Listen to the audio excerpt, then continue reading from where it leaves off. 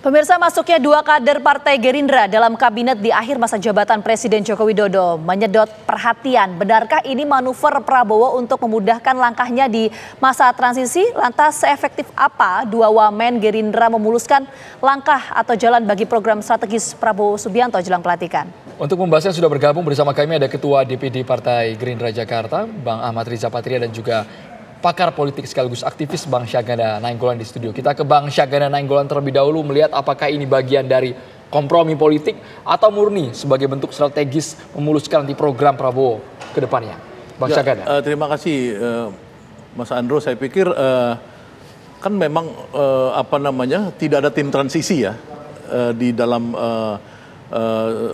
transisi kekuasaan politik ini. Beda tahun 2014 ada tim transisi, sehingga tim transisi itu bisa membangun konsep-konsep dan rencana kerja kan. Kalau sekarang kan tidak, ya kan, sehingga kesempatan tim sinkronisasi yang dibentuk beberapa waktu lalu dengan Profesor Dasko sebagai ketuanya, ini kan anggotanya dua orang ini. Mungkin ini strategi untuk bagaimana bisa menyerap informasi sebanyak mungkin 3 bulan ini ya, untuk bisa ada kelanjutan menurut saya. Dan ini kita harus anggap sebagai positif aja ya. Karena apa? Karena banyak yang saya pikir beban kerja Pak Prabowo yang kalau dia tidak diantisipasi dari sekarang ya, khususnya statement terakhir Pak Prabowo, dia taruhan makan malam dengan menteri di negara tetangga katanya, itu akan membuat pertumbuhan 8%.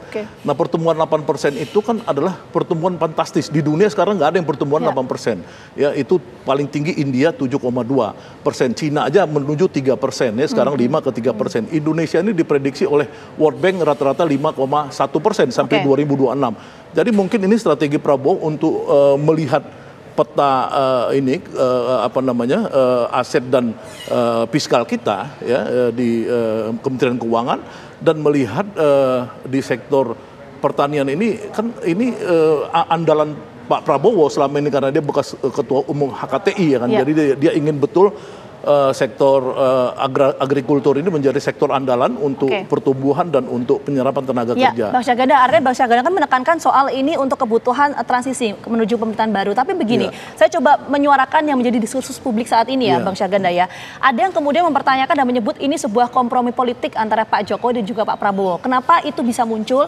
Karena misalnya kita lihat Wakil Menteri yang baru, Pak Sudaryono, ini kan sebelumnya adalah Ketua DPD Gerindra Jawa Tengah dan sampai sekarang juga masih, dan diisukan akan maju di pemilihan gubernur Jawa Tengah, tapi kemudian dilantik menjadi wakil menteri. Ini dianggap sebagai kompromi politik. Sebenarnya sepakat nggak soal itu? Antara Pak Prabowo dengan Pak Jokowi kan tidak ada permasalahan politik, sehingga kan tidak ada istilah kompromi politik kan. Ini kan soal keberlanjutan yang dijanjikan mereka. Jadi saya pikir bahwa kenapa dua orang ini, itu dulu yang penting. Kenapa dua sosok ini, kenapa nggak sosok lain atau dari partai lain, kan itu. Nah, saya melihat di sini bahwa yang dalam menempatkan orang itu kan ada dua. Satu, kepercayaan seorang pemimpin itu ideologis. Jadi Pak Prabowo percaya dua orang ini yang mewakili ideologi dia.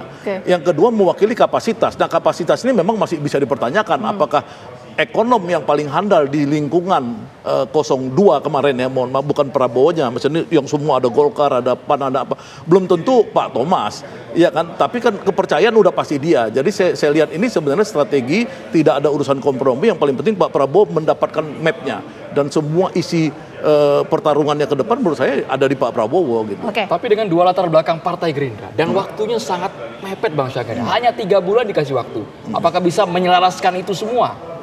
Ya minimal dan juga minimal daripada tidak ya, jadi daripada tidak. Jadi artinya kan misalkan relokasi anggaran ya, itu untuk anggaran yang mercusuar ya, tapi bagus buat saya social policy Pak Prabowo ini kan harusnya 100-an triliun untuk makan siang atau makan bergizi gratis ya, itu kan program mulia.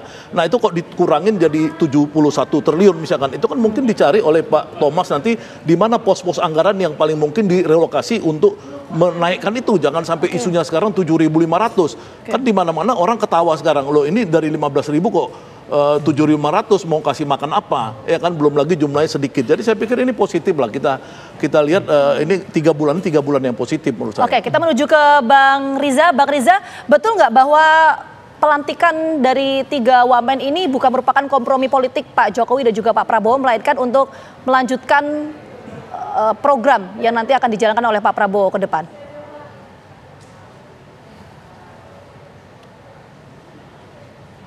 Di-unmute dulu Bang Riza, supaya kita bisa mendengar suaranya. Yang pertama, sebagaimana kita ketahui bersama, Pak Jokowi punya keinginan agar kepemimpinan ke depan, siapapun itu, alhamdulillah Bapak Prabowo dan Mas Gibran yang terpilih, bisa melanjutkan program-program yang baik yang sudah dilaksanakan oleh Pak Jokowi 10 tahun sebelumnya. Yang kedua, begitu juga Pak Prabowo. Sekarang Pak Prabowo punya terobosan, punya gagasan, ide. Namun Pak Prabowo juga berkomitmen akan melanjutkan, meneruskan semua program-program pembangunan yang sudah dilaksanakan oleh Pak Jokowi 10 tahun terakhir. Oke. Yang ketiga tentu untuk melaksanakan itu, kedua tokoh bangsa ini terus berkoordinasi. Masuknya dua nama ini menurut saya bagian dari komitmen Pak Jokowi terhadap Pak Prabowo dan bagian dari komitmen dari Pak Prabowo terhadap Pak Jokowi. Dan tentu keduanya bukan untuk kepentingan kedua tokoh ini, tapi semua untuk kepentingan bangsa dan negara. Terlebih dua sektor ini merupakan sektor yang sangat penting. Pertama, masalah keuangan. Keuangan masalah yang sangat sensitif. Biasanya di pemerintahan di masa transisi mudah sekali ya terjadi goncangan ekonomi, apalagi keuangan, perbankan dan sebagainya. Itulah sebabnya kenapa sekalipun tinggal tersisa 3 bulan ini dimasukkanlah nama Mas Tommy di situ. Begitu juga di bidang pertanian dimasukkan nama Mas Sudaryono di situ. Yang kebetulan dua-duanya bukan sekedar orang yang dipercaya dekat dengan presiden terpilih, tapi duanya adalah anak muda yang memiliki integritas yang baik, yang jujur, yang amanah, dapat dipercaya, bertanggung jawab, dan selama ini dikenal baik. Tidak hanya oleh Bapak Prabowo, tapi oleh kami semua, kita semua. Kedua, yang bersangkutan juga adalah orang yang memiliki pendidikan yang baik. Yang satu sekolah di Amerika, yang satu sekolah di Jepang, kemudian di Jerman, dan seterusnya dengan pengalaman yang cukup. Yang ketiga, memang keduanya adalah tokoh Partai Gerindra yang sejak awal berdiri. Dan memang tidak bisa dibilang tidak ada unsur politik, ada karena kebetulan orang politik. Tapi semua bukan karena Gerindra, bukan karena politik, semua untuk kepentingan bangsa dan negara. Jadi sekali lagi, ini bentuk komitmen yang baik dari Bapak Prabowo dan Pak Jokowi untuk memastikan proses transisi ini berjalan baik. Bang Riza, kami yakini secara kompetensi tidak diragukan dari dua sosok dari Gerindra ini. Tapi ada juga yang memandang apakah ini murni bagi-bagi kekuasaan semata di akhir masa jabatan Presiden Joko Widodo? Ya enggak ada, ini bukan bagi-bagi kekuasaan ya. Udah 3 bulan kok bagi-bagi kekuasaan, enggak ada. Ini kan masa transisi ya. Sebetulnya kalau mau jujur, setelah terpilih diketok ke KPU, kira-kira kalau Pak Prabowo minta dikasih nggak Bapak Jokowi minta apapun? Dikasih. Tapi kan Pak Prabowo tidak minta ya. Begitu juga Pak Jokowi. Semua ini kan saling menghormati antara kedua tokoh ini.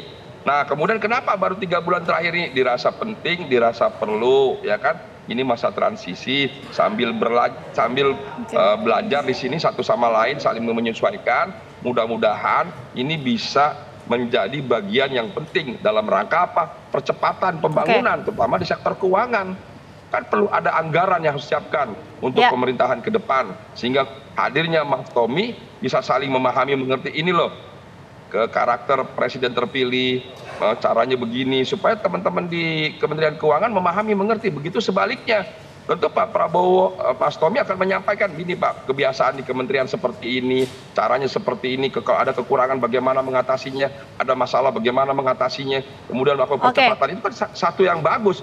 Begitu juga di pertanian, apalagi Bapak Prabowo punya komitmen yang kuat, agar bangsa ini menjadi bangsa yang berdaulat atas pangan. Bahkan kita ingin menjadi suasana pangan dan bisa mengekspor ke depan, tidak hanya menjadi lumbung dunia pangan, tapi juga Indonesia akan menjadi negara yang berdaulat atas pangan.